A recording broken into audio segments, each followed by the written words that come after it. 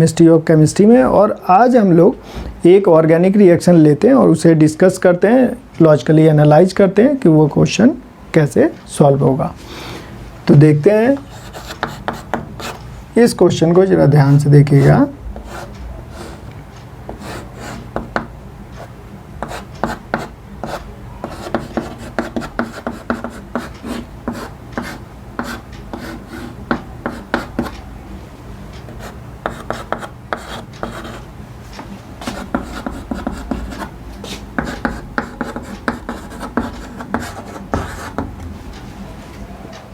इस रिएक्शन को ऑब्जर्व कीजिए कि इस क्वेश्चन को कैसे सॉल्व करेंगे,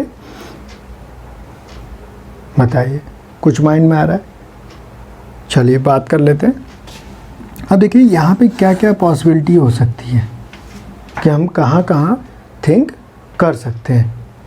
तो एक तो चांसेस हो सकता है कि हम इस एरोमेटिक रिंग पे कहीं अटैचमेंट दे दें, या ऐसा भी सोच सकते हैं कि कहीं पर या तो हम यहाँ अटैचमेंट कर दें या यहाँ अटैचमेंट कर दें।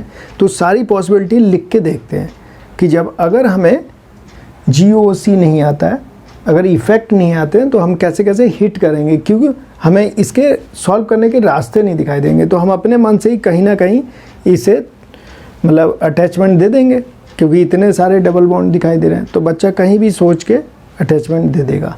तो चलिए कोशिश करते हैं कि कैसे कैसे सॉल्व करने की कोशिश कर सकता है बच्चा, इसके क्या क्या प्रोडक्ट हो सकते हैं वो देखते हैं। जैसे हो सकता है कि कोई बच्चा इसे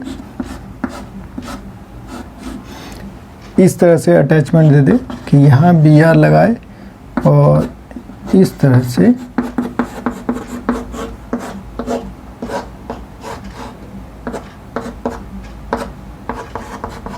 अटैचमेंट दे दे। तो अगर इस तरह से सोचते हैं तो ये गलत हो गया। अब ये पॉसिबिलिटी हो सकती है कि इस वाले रिंग को छोड़ दिया जाए,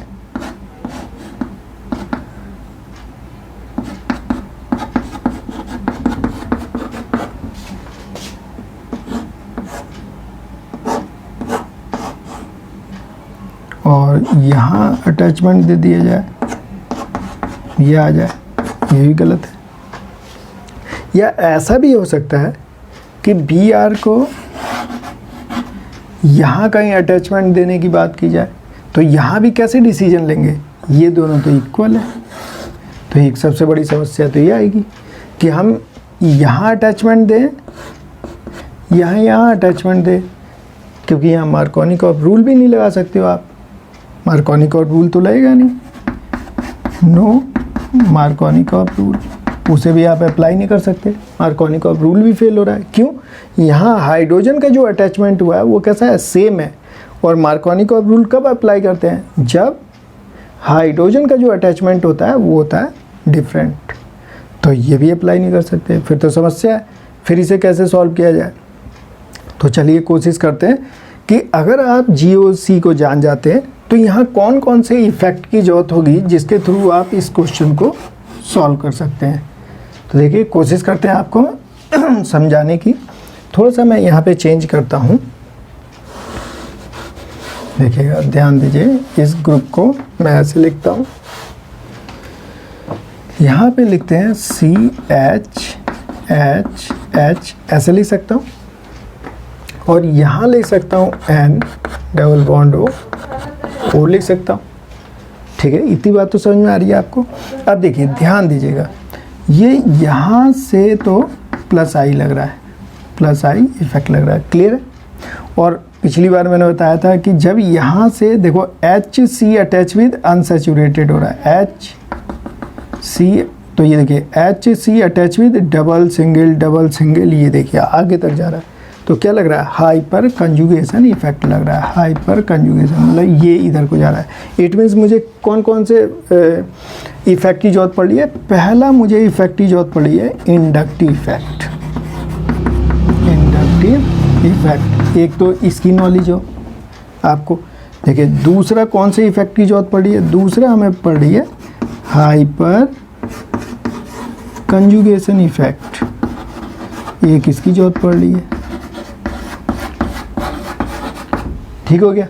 अब यहाँ जरा यहाँ से अगर शुरू करते हैं डबल सिंगल डबल करते हुए और यहाँ तक ये देखिए डबल सिंगल डबल ये, तो ये क्या है, मीजोमेरिक इफेक्ट की, मीजोमेरिक इफेक्ट की, ठीक है।